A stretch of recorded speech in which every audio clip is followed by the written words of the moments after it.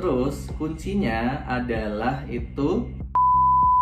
What is going on everyone? Welcome back to my YouTube channel. It's Reza again here. Now in today's video, I'm going to share tips and tricks on how you get unconditional LOA or letter of acceptance if you are going to continue your study abroad. So basically aku kuliah ambil hubungan internasional di Universitas Diponegoro Semarang. Terus setelah lulus ya aku pengen banget dari dulu cita-cita itu bisa kuliah di luar negeri gitu. Even kayak waktu SMA itu aku sempat ngikut beberapa seleksi pertukaran pelajar dan sebagainya kayak gitu-gitu. Ya ada yang lolos, ada yang enggak. Terus aku pernah lolos, itu ada program Sister School. Jadi waktu itu program dari Provinsi Jawa Tengah. Aku sekolah di SMA Negeri 1 Temanggung. Dan sekolahku ini ada kerjasama dengan salah satu high school di Australia. It's Nanango State High School. Ini ada di Queensland, Australia. Nah aku waktu itu lolos ke sana. Berangkat itu siswa aku sendiri dan ada 2 guru dari sekolah aku, and we went there for 10 days. Okay, so sorry, back to the topic. Nah, jadi ini buat kalian yang pengen kuliah ke luar negeri, aku pengen share tips and trick kalian gimana caranya bisa dapat unconditional LOA. Nah, disclaimer first, I'm not an expert or anything, dan aku juga belum kesampaian kuliah di luar negeri, but pengalaman aku sejauh ini aku udah bisa dapetin unconditional LOA itu tadi, which is yang sebenarnya aku ini diajarin sama sepupu aku. Jadi dia itu dulu S1 di Qatar, kemudian S2 ini dan S3 di Manchester University UK. Nah, and he is very genius. He is still young, around 29 or something. Terus sekarang dia jadi dosen, dia ngajar di salah satu universitas di Yogyakarta. Nah, langsung aja ke sharingku. Aku sambil buka laptop karena tadi udah aku bikin beberapa notes biar aku nggak lupa. Nah, jadi aku mulai dari general information dulu kalau kalian pengen daftar universitas di luar negeri. Nah, jadi kalian pertama adalah harus pelajarin dulu si universitas tersebut. Kalian bisa cek websitenya, udah gampang banget sekarang. Tinggal kalian pelajari dari situ, kalian baca-baca. Terus ini info umum. Secara umum aja, ini berdasarkan pengalamanku waktu tahun 2016 lalu, 2016-2017. Waktu itu aku lagi ngejar banget pengen daftar di kuliah di luar. Nah, kalau berdasarkan pengalamanku itu, pokoknya kalian buka website univnya, nanti kalian bisa sign up untuk jadi mahasiswa di universitas tersebut. Nanti tinggal milih kayak master degree or doctoral degree kayak gitu, atau yang baru masuk yang diploma atau S1 gitu ya maunya. Nah, per universitas ini biasanya syarat-syaratnya beda-beda. Jadi ini kayak udah sign up gitu, terus langsung nanti kan muncul kayak syarat-syaratnya apa aja gitu. Nah, ini tuh beda-beda gitu syaratnya. Terus kalau aku sih waktu itu adanya kayak ini nih. Gini sih maksudnya, beda-beda tapi sebenarnya basically biasanya sama. Requirement yang utama yang perlu kalian siapkan, cuman kadang per univ itu ada kayak tambahan-tambahan yang di univ lain nggak ada kayak gitu. Waktu itu yang jelas ya, yang pertama itu kalian harus ada IELTS. IELTS itu kalian bisa belajar dari YouTube. Waktu itu aku diajarin sepupuku belajar dari YouTube, tapi aku juga ikut course waktu itu. Terus pokoknya setelah kalian ready, baru kalian ambil tes IELTS ini. Karena tes IELTS ini untuk aku nggak murah ya guys, harganya itu waktu itu sekitar 3 jutaan sekali tes, itu tes aja. Dan tes IELTS-nya ini nggak bisa sembarangan, jadi kalian harus mencari institution yang sudah certified mengeluarkan IELTS gitu. Kalau yang di sini aku yang tahu itu IDP, kalian bisa daftar ke IDP, dan tesnya itu juga nggak yang langsung kalian daftar terus bisa langsung tes gitu, enggak, karena pelaksanaannya itu nanti nunggu kuota seperti itu, kayak misalnya berapa orang gitu, aku lupa waktu itu. Jadi kalian daftar dulu, terus nanti kalian pilih tanggal IELTS-nya, kalian mau kapan, terus nanti datang ke tempat tersebut untuk melakukan tes. Nah, jadi di IELTS itu overall waktu itu ada, kalau yang aku ya, skorku nggak tinggi sih waktu itu, aku cuma dapat 6.5, dengan listening I got 7.5, reading I got 6.5, writing I got 6.0, and speaking I also got 6.0. Nah, itu nanti sebagai bahan acuan kalian bisa masuk nggak ke universitas tersebut, karena syaratnya kadang-kadang kayak gitu. Nah, terkadang juga ada perbedaan syarat di IELTS ini. Misalnya universitas A, dia pengennya minimal IELTS-nya 6, misalnya IELTS-nya 6, tapi dengan syarat writing-nya itu minimal harus 6,5. Nah, jadi misalnya aku IELTS-ku udah 6,5 nih, tapi writing-ku ternyata belum memenuhi syarat, tuh berarti aku nggak bisa gitu. Nah, itu untuk baru yang IELTS ya. Terus kemudian persyaratan umum yang wajib sih biasanya kayak ijazah gitu. Nah, ijazah ini penting banget. Ini harus kalian translate kalau memang ijazah kalian masih dari bahasa Indonesia. Tapi translate-nya itu juga nggak bisa sembarangan, nggak bisa kita translate Google Translate sendiri gitu, nggak bisa. Jadi untuk translate ijazah ini kalian harus menggunakan jasa orang translator yang certified gitu. Jadi waktu itu aku kemana ya? Aku lupa kirimnya kemana, kalau nggak salah tuh di lembaga yang aku les IELTS itu lembaga tersebut punya salah satu universitas di Semarang, kemudian mereka buka juga jasa translator yang udah certified. Jadi dokumen tersebut kalau ditranslate itu tetap ada stempelnya dan legit gitu loh, kayak terpercaya gitu. Jadi itu yang harus dipersiapkan, jadi nggak bisa translate sendiri ya guys. Nah, terus setelah itu kalian bisa siapin sertifikat ekstra yang misalnya kalian pernah menang menulis apa, atau pokoknya yang relatable dan mungkin bisa dimasukkan ke syarat tambahan sebagai nilai plus. Setelah itu seperti biasa kalian harus prepare CV kalian sendiri. Itu ada yang minta, ada yang enggak sih, ada yang kayak langsung dijadiin di essay gitu. Tapi buat jaga-jaga kalian memang harus punya CV. Kalau yang untuk formal, kayak untuk univ kayak gini, aku biasanya bikinnya bentuknya yang formal juga. Soalnya lain kalau misalnya aku bikin CV yang untuk apply job yang misalnya nggak terlalu formal, juga aku bikin desain yang menarik yang aku bisa gitu. Nah, itu udah CV. Terus kemudian ada juga essay. Nah, essay ini tuh isinya kayak nggak mesti sih yang diminta, cuman overall biasanya itu secara umum kalian diminta pokoknya ngisi kayak alasan kenapa tuh kalian mau sekolah di situ gitu. Nah, ini yang nanti akan aku bahas lebih dalam di pembahasan selanjutnya. Kemudian selain essay itu kalian juga harus ada referee letter biasanya.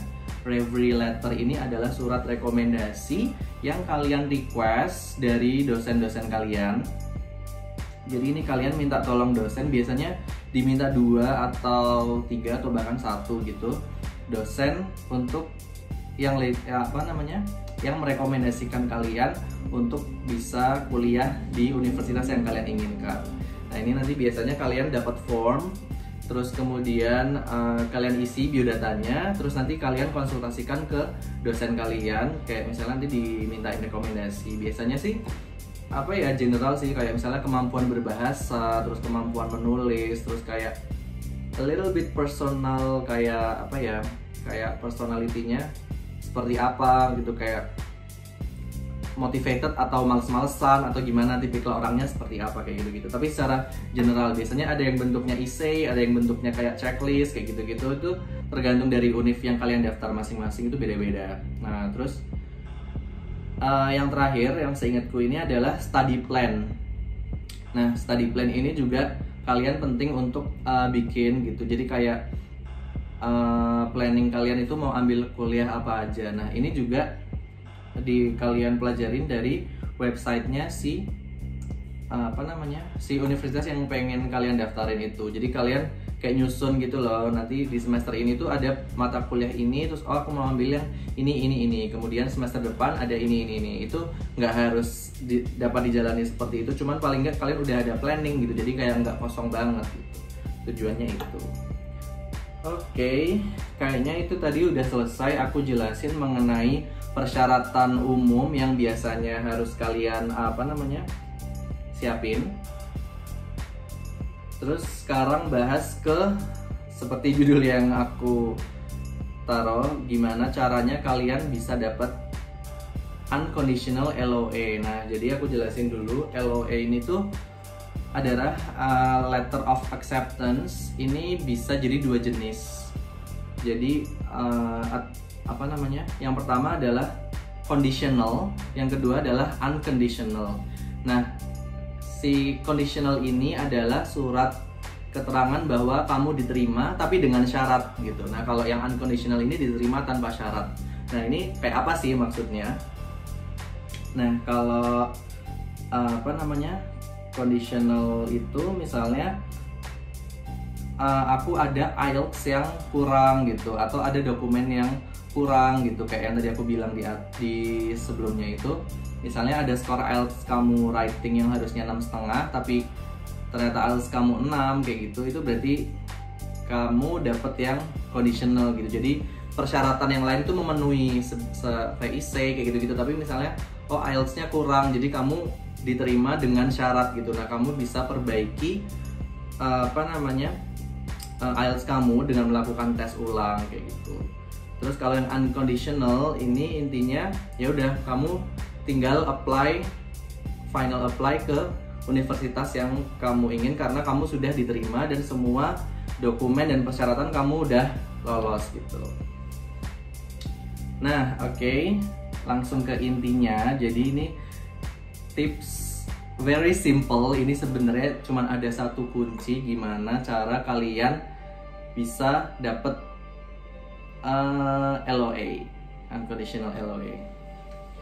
Jadi ini juga tips dari sepupu aku. Pokoknya intinya adalah kalian harus mempelajari dari website universitas yang kalian pengenkan ini. Nah, ini harus ada 5W dan 1H. Ya, kayak what, where, when, who, and why. Nah, itu terus sama how. Pokoknya kalian harus mempelajari univnya itu secara detail, kalau perlu ditulis. I did take some notes that time. Jadi aku nulis kayak ini univnya kayak apa, kayak gitu-gitu. Ya simple aja, paling nggak kalian udah ada gambaran gitu, nggak nol banget. Nah, ini tuh nggak cuma sebatas di univnya aja, tapi kalian juga harus mempelajari universitas, fakultas, departemen, dosen-dosennya, sama studies. Jadi harus paling nggak ini ada 5 yang harus kalian kuasai. Mulai harus details gitu loh, kayak univ, fakultas, kayak gitu-gitu. Nah, terus akan lebih details lagi ke department, lectures, dan studies. Kenapa? Karena misalnya kalian pengen daftar itu sebaiknya kan satu jalur dengan studi yang sudah pernah kalian ambil sebelumnya. Misalnya aku ambil hubungan internasional dan fokus studiku adalah transnational organized crime. Jadi aku mencari universitas yang ada paling nggak ada topik tersebut gitu, atau disesuaikan sama topik skripsi kamu gitu. Pokoknya sama interest atau ketertarikan kalian itu belajar mengenai apa, itu harus sangkut pautkan. Nah, terus misalnya nih departemennya tadi udah ya, terus kayak yang aku bilang tadi itu, kalau misalnya kalian mau S2 itu kalian harus sudah mempersiapkan tesis gitu. Bukan secara kayak udah harus selesai gitu, nggak, maksudnya topiknya. Jadi kalian harus ngerti kalian itu pengen lanjut studi mengenai apa gitu. Kalau bisa, kalau sudah bisa sampai detail bagus, tapi kalau misalnya masih general ya nggak apa-apa gitu. Jadi dihubungin sama interest atau tulisan kalian. Misalnya waktu itu ya aku bilang tadi itu mengenai kejahatan transnasional, berarti aku nyari Departemen Hubungan Internasional yang ada pelajaran tersebut gitu. Nah, terus nanti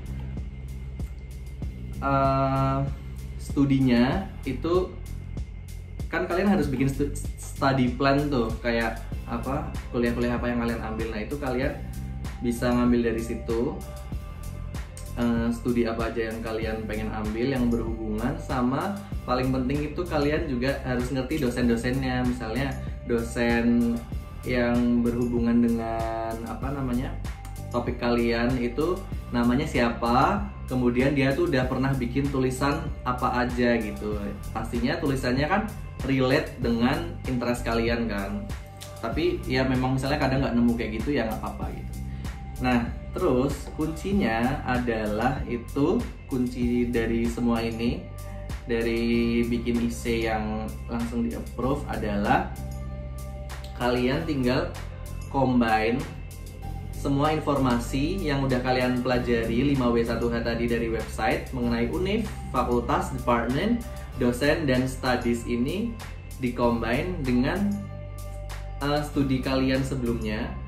Kemudian dengan saat ini kayak kalian pengen belajar ini tuh kenapa, and kedepannya, the future. Jadi kayak dengan belajar ini nanti aku akan menulis mengenai ini bla bla bla kayak gitu. Nah, ini menurutku tips yang sangat jitu kayak, dan aku ternyata bisa menerapkan nggak cuman waktu bikin LOE tapi in any kind of competition or such thing. Jadi di situ kalian ya istilahnya ya udah, jadi kayak pura-pura kalian tuh kayak udah mempelajari banget gitu loh mengenai univ ini kayak gitu. Kayak kalian seolah-olah udah tahu gitu. Aku tahu nih, aku udah pernah baca tulisan dosen yang ini kayak gitu-gitu, artikelnya ini kayak gitu-gitu. Even kayak sebenarnya kalian belum baca full, tapi dari judul-judul paper yang udah pernah dibikin, kalian paling nggak bisa untuk masukin ke bahan essay. Jadi apa ya istilahnya ya, kayak kasarannya kayak kalian harus peres-peres gitu loh, kayak oh iya aku mau masuk universitas A ini karena di Departemen Hubungan Internasionalnya itu seperti ini, fokus studinya mengenai transnational organized crime. Nah, ini sangat berhubungan dengan studiku yang sebelumnya. Terus aku juga pengen ngambil studi ini dan dengan dosen misalnya Profesor A kayak gitu, karena dia udah pernah nulis ini. I've ever quote, aku udah pernah kayak nge-quote kata-katanya dia di dalam tulisanku atau apa. Jadi kayak yang baca itu akan kayak oh ini berarti anak nih udah riset nih, udah ngerti kayak univ yang dia tuju itu seperti apa, bahkan kayak udah tahu nih nama dosen-dosennya ada siapa aja kayak gitu. I think it's fun, it was really fun, kayak fake it to make it. Maksudnya kadang kayak aku dapat nama-nama dosennya gitu, terus tulisan-tulisannya belum aku baca beneran, kayak belum aku baca full gitu, cuman dari judul-judulnya oh ini berhubungan nih kayak gini-gini aja udah. Jadi kayak yang aku bilang tadi, kasarannya kayak peres-peres aja gitu. Nah, itu kalian bikin di kolom essay itu dijadiin satu. Itu ya nggak aku jamin juga sih, tapi 99% it works.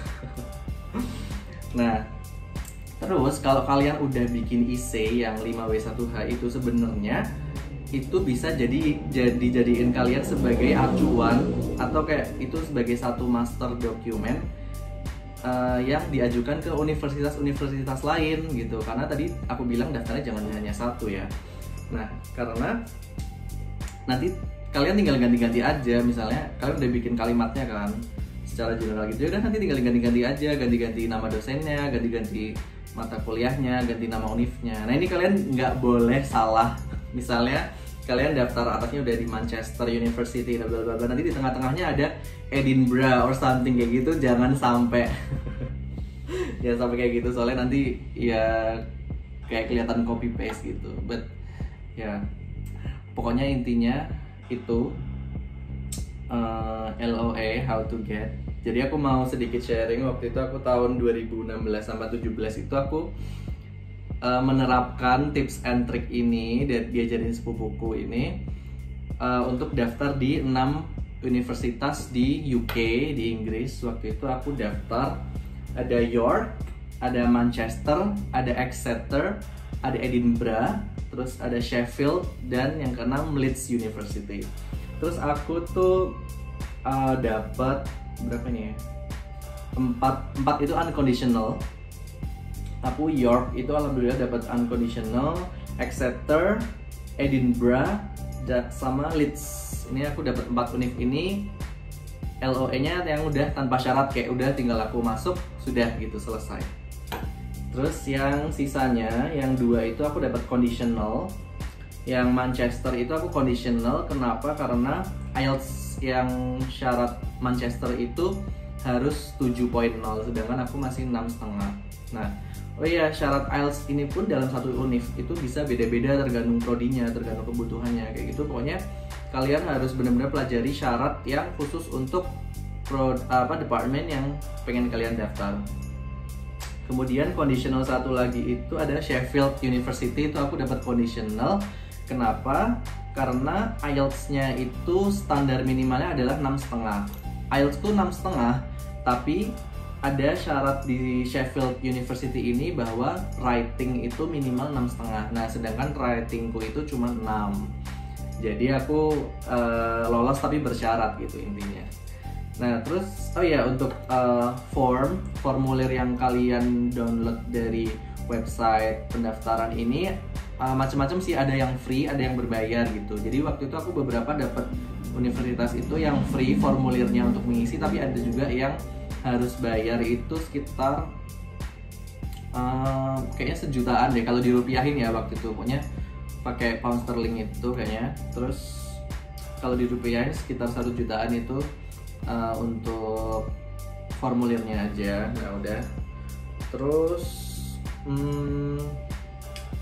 terus udah, aku waktu itu setelah dapat LOA unconditional gitu-gitu, aku daftar ke beasiswa. Waktu itu aku daftar ke LPDP, cuman di tahap pertama di documents itu aku udah gugur duluan gitu. Jadi aku sama teman-temanku waktu itu daftar, terus ada beberapa teman-temanku yang lolos dan berangkat, tapi waktu itu aku sendiri enggak.